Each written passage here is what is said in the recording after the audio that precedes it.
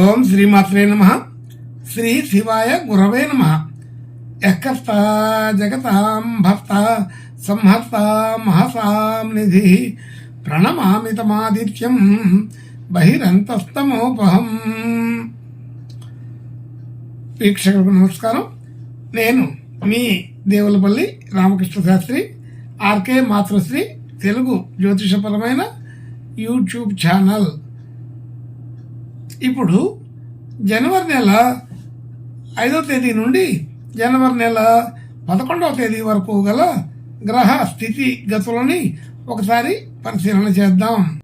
ధనస్సు రాశిలో రవి బుధ గ్రహాలు, కుంభరాశిలో చంద్ర శుక్ర శని గ్రహాలు, మీనరాశిలో రాహుగ్రహం, వృషభ రాశిలో గురుగ్రహం వక్రస్థితి, కర్కాటక రాశిలో కుజగ్రహం వక్రస్థితి, అలాగే కన్యా రాశిలో కేతుగ్రహం సంచరిస్తున్నారు.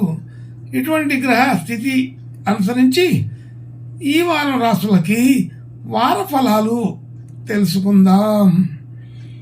ఓం శ్రీమాత్రే నమః. ఇప్పుడు మీనరాశి వారి గురించి తెలుసుకుందాం. మీనరాశి వారికి రాశిలో రాహుగ్రహం, 3వ స్థానంలో గురుగ్రహం వక్రస్థితి, 5వ స్థానంలో కుజగ్రహం వక్రస్థితి, 7వ స్థానంలో కేతుగ్రహం, 10వ స్థానంలో రవి బుధ గ్రహాలు, 12వ స్థానంలో చంద్ర శుక్ర శని గ్రహాలు సంచరిస్తున్నాయి. ఇటువంటి గ్రహ సంచారాన్ని అనుసరించి ఈ వారం ఈ మీనరాశి వారికి కొంత మధ్యస్థమైన ఫలితాలు కనబడుతున్నాయి. అలాగే ఎల్నాటి శని అనేది కూడా జరుగుతోందని గుర్తుంచుకోవాలి. అయితే ఆలోచన తీరు అంతా అనుకూలంగా ఉన్నప్పటికీ ఆచరణ చేయడంలో మాత్రం అంత అనుకూలత ఉండదు. అయితే ఆలోచన బాగున్నప్పుడు ఆచరణ కుదరదు, ఆచరణ బాగున్నప్పుడు ఆలోచన కుదరదు. అలా విధంగా కొంత అంత గందరగోళ కన్ఫ్యూజ్ వాతావరణమే ఉంటుందని తెలుస్తుంది. అయితే రకరకాల ఆలోచనలు పెట్టుకొని వాటిని అమలు చేయడానికి ప్రయత్నం చేస్తే కొన్ని మాత్రమే అమలు చేయగలుగుతుంటారని అర్థమవుతుంది. ఎక్స్పెక్టేషన్స్ ఎక్కువగా ఉంటాయి, వాటన్నిటిని అమలు చేసే విధానం మాత్రం చాలా తక్కువగా ఉంటుందని తెలుస్తుంది. అలాగే ధన యోగాదులు కూడా సాధారణంగా ఉంటాయి. గతంలో ఉన్నంత వైభవం ఉండదు, అనుకూలత తగ్గుతూ ఉంటుంది. కాబట్టి ధన యోగాదులు రావాల్సిన దానికి వస్తూనే ఉంటాయి, కానీ గతంలో ఉన్నంత స్పీడ్గా వచ్చేదానికి ఉండదు. అలాగే మనం ఇవ్వవలసిన చోట, తీసుకోవాల్సిన చోట, అన్ని చోట్ల కూడా ఆర్థిక విధానాల్లో కొంత తేడా కనబడుతూ ఉంటుంది. అలాగే కుటుంబ సభ్యులు, బంధుమిత్రులు అందరితో కూడా మామూలు సఖ్యత ఉంటుంది. గృహ వాహన యోగాదులు సాధారణంగా ఉంటాయి. అయితే ప్రయత్నపూర్వకంగా అప్పుడప్పుడు సమయానుకూలంగా పాటిస్తే వృద్ధి కలిగే అవకాశం కూడా కొంత ఉన్నది. అలాగే విద్యార్థులకి విద్యా సంబంధించిన విషయాల్లో కొంత ఆటంకాలు ఎదురవుతుంటాయి. కొద్దిగా గట్టిగా కృషి చేయవలసిన పరిస్థితి అయితే ఉంటుంది. కొత్తగా ఏదైనా నేర్చుకోవాలా, తెలుసుకోవాలా అని ప్రయత్నం చేసినప్పుడు ఆ ప్రయత్నాలన్నీ విఫలమవుతూ ఉంటాయి. అది అంటే ఏదైనా కొత్త కోర్సులు నేర్చుకోవాలా, అలాగే కొత్త లాంగ్వేజ్ నేర్చుకోవాలా, డ్రైవింగ్ నేర్చుకోవాలా, ఇలాంటివన్నిటికి కూడా ఫీజు కట్టి మధ్యలోనే మానేయటం జరుగుతుంటుందని అర్థమవుతోంది. అంటే పూర్తి దాకా కొనసాగింపలేకపోతుంటారని తెలుస్తోంది. అలాగే ఆరోగ్యపరమైన విషయాల్లో కొంత సాధారణంగా ఉంటుంది. ఆర్థికపరమైన విషయాల్లో కొంత వ్యత్యాసాలు కనబడుతూ ఉంటాయి. అంటే మనకు రావాల్సిన సమయానుకూలంగా రాకపోవచ్చు, మనం ఇవ్వాల్సిన చోట సమయానుకూలంగా ఇవ్వలేకపోతుండొచ్చు. ఇలాంటి చిన్న చిన్న వ్యత్యాసాలు కనబడుతూ ఉంటాయి.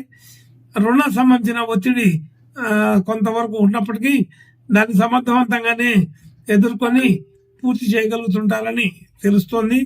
భార్యాభర్తల మధ్య అనుకూలత ఇబ్బంది లేదు, బాగానే ఉంటుంది. అలాగే కొత్తగా పెట్టుబడులు, డిపాజిట్లు, షేర్ మార్కెట్, రియల్ ఎస్టేటు ఇలాంటి వాటన్నిటిలో కూడా అంత అనుకూలత తక్కువగా ఉందని గుర్తుంచుకొని సమయానుకూలంగా ప్రవర్తించండి. అంటే అటువంటి అనుకూలత తక్కువ ఉన్న వాటి జోలి వెళ్లకుండా ఉండడం మంచిది. ఆల్రెడీ అలా అందులోనే ఉండి ఉన్న వాళ్ళకైతే కొంత జాగ్రత్త పడమని చెప్పబడుతోంది. అలాగే భాగ్యస్థితి కొంత సాధారణ స్థితిలో ఉంది. సాధారణ స్థితి అంటే మనం గతంలో తీసుకున్నటువంటి అది ఆస్తిపాస్తుల వ్యవహారాలన్నీ కూడా వాటి విలువలు తగ్గుముఖం పట్టడం కానీ లేకపోతే అలాగే ఉండడం కానీ జరుగుతూ ఉంటుంది. కాబట్టి దానికి ఎటువంటి డెవలప్మెంట్ కనపడకపోయేసరికి దాన్ని అమ్ముదామంటే కూడా కుదరకపోవచ్చు. అలాంటి స్థితి చూపించడానికి భాగ్యస్థితిలో అలాంటి పరిస్థితి కనబడుతోంది. అంటే భాగ్యం వృద్ధి అవుతున్నట్టు కనపడుతూ కూడా అది క్షీణత చూపిస్తోందని తెలుస్తోంది. అలాగే వృత్తి ఉద్యోగ వ్యాపారాది విషయాలలో కొంత అనుకూలత ఉన్నది. అయితే అనుకూలత అంటే సాధారణమైన వృత్తి ఉద్యోగ వ్యాపారాలు నడుస్తూ ఉంటాయి, లాభసాటిగానే నడుస్తూ ఉంటాయి. కానీ మనం ఆశించినంత ఎక్కువగా డెవలప్మెంట్ కనబడదు. మనం ఆశించినంత అనేది అక్కడ గుర్తుపెట్టుకోవాలి. అంటే మనం సాధారణమైన ఎక్స్పెక్టేషన్ ఉన్న వాళ్ళకైతే ఇబ్బంది ఏమీ అనిపించదు. వృత్తికరమైన ఆలోచనలు ఉన్న వాళ్ళకి అది వృత్తిగా మారుతున్నట్టుగా కనబడదు. మనకు రావాల్సినంత ద్రవ్యం వచ్చినట్టుగా అనిపించదు. కాబట్టి కొంత ఇబ్బందికరంగా నడుస్తున్నట్టుగా అనిపిస్తూ ఉంటుంది. అలాగే మనకు రావాల్సిన ధనయోగాదులు కానీ కీర్తి ప్రతిష్టలు కానీ మరి ఎక్స్ట్రా లాభాలు కానీ ఇలాంటివన్నీ కూడా కొంత మధ్యస్థంగానే ఉంటాయి. మనం ఊహించినంత మనం అనుకున్నంత ఉండకపోవచ్చు అనేది గుర్తుంచుకోవాలి. అలాగే ఖర్చులు రకరకాల ఖర్చులు వచ్చి పడుతూ ఉంటాయి. అంటే మన ఆదాయానికి దగ్గరగా ఉండేంత ఖర్చులు వస్తూ ఉంటాయి. అంటే ఎక్కువగా కుటుంబ సభ్యులకి సంబంధించిన ఖర్చులు, అలాగే ఆర్భాటానికి హంగు కోసం ప్రయత్నం చేసే ఖర్చులు, అలాగే వైద్య సంబంధించిన విషయాల్లో కొంత ఖర్చులు, ఇలాంటివన్నీ కూడా కనబడుతుంటాయి. బంధువులు రావడం పోవడం అనేది కూడా ఎక్కువగానే ఉంటుంది. ఇలా రకరకాల ఖర్చులు వచ్చే అవకాశం ఎక్కువగానే కనబడుతుంది. అయితే ఈ మన ఆదాయానికి దీనికి సంబంధం లేకపోయినప్పటికీ మనకి గతంలో ఉన్నంత ఆదాయం అయితే ఉండట్లేదు, కొంత తగ్గుతుందని అర్థమవుతుంది. ఒకవేళ తగ్గకపోతే ఈ రూపంలో ఖర్చుల రూపంలో కొంత వేస్ట్ అవుతుంటుందని తెలుస్తుంది. కాబట్టి ఇదంతా కూడా టోటల్గా చెప్పాలంటే మీన రాశి వారికి కొంత అనుకూలమైన స్థితిగా లేదు. ఏలినాటి శని ప్రభావం అయితేమి, గోచార గ్రహచార స్థితిగతుల వల్ల అయితేమి ఈ మీనరాశి వాళ్ళు ఇప్పుడు కొంత మౌనంగా నిదానంగా ఉండటం మంచిది. ఓపిక బట్టి సకాలంలో సరైన సమయంలో మంచి నిర్ణయాలు తీసుకుని వృత్తి వ్యాపార ఉద్యోగాది విషయాల్లో ఇంకా ముందు అడుగు వేయటానికి వీలుంటుందని తెలుస్తోంది. అలాగే దూరదేశాలు దూర ప్రాంతాల నుంచి మంచి శుభవార్తలు వింటారు. అది దూర సంబంధించిన విషయాల్లో అనుకూలత ఉన్నది. ఒకవేళ దూరదేశాలకు వెళ్ళాలనుకునే వాళ్ళకు కూడా ప్రయత్నాలు ఫలిస్తాయి. అలా ఉద్యోగం కోసం కానీ వ్యాపారం కోసం కానీ అలాగే చదువు కోసం కానీ దూరదేశాలకు వెళ్ళి ప్రయత్నం చేసే వాళ్ళకి అది అనుకూలమైన పరిస్థితి కనబడుతుంది. అలాగే వివాహ సంబంధాలు చూసే వాళ్ళకు కూడా ఈ సమయంలో చూస్తే అనుకూలపడే అవకాశం ఉంటుంది.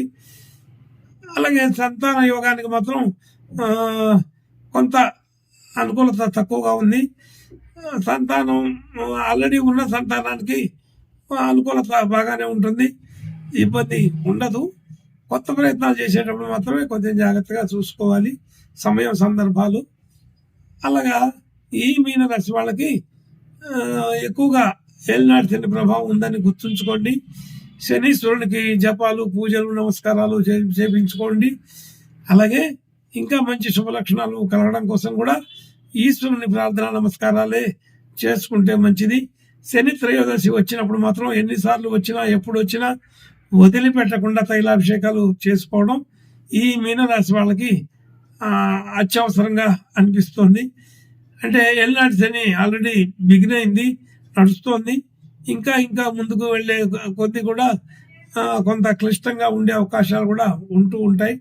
కాబట్టి ఆ, తైలాభిషేకాలు ఎక్కువ సార్లు చేపించుకోవడం మంచిది. శుభం భూయాత్. ఓం శ్రీమాత్రే నమః.